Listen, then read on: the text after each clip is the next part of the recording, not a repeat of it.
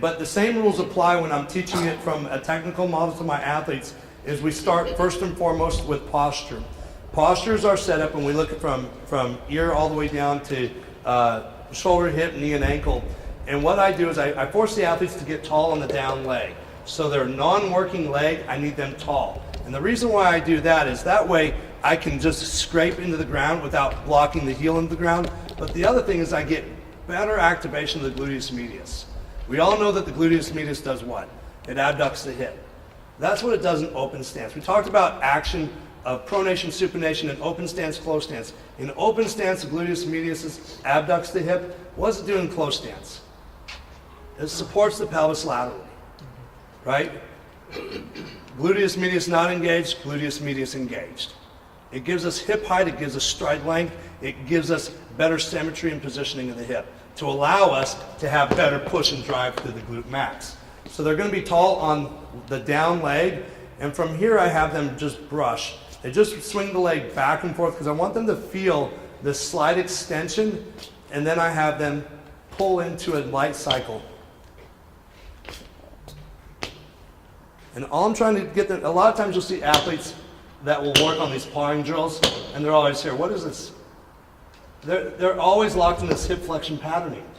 To me, extension has to happen, knee flexion, then hip flexion. Here, I never get extension. I'm just working on knee flexion into hip flexion. So I want to get extension here. A lot of times you'll see drilling, and the drilling is opposing the true mechanics.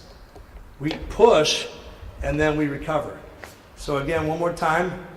I lightly extend here, and then I pull the heel up and through.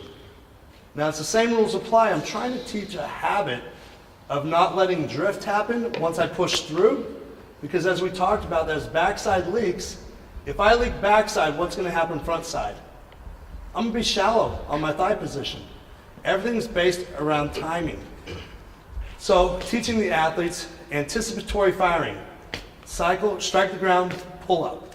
So that's the concept I'm looking for when I'm teaching top end speed.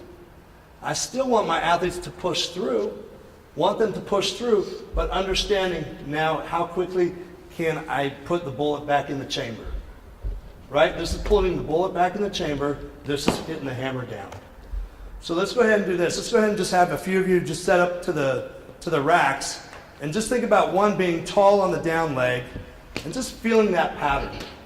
Now, one thing a lot of people will do on this as well, let me show what typically happens incorrectly. It's a hip flexion based recovery, where they'll cycle back and they go hip flexion first. I like to precede this with knee flexion into hip flexion, knee flexion into hip flexion. As the thigh comes back, the heel starts to drift up toward the rear, and then we pull through with the thigh. So let's go ahead and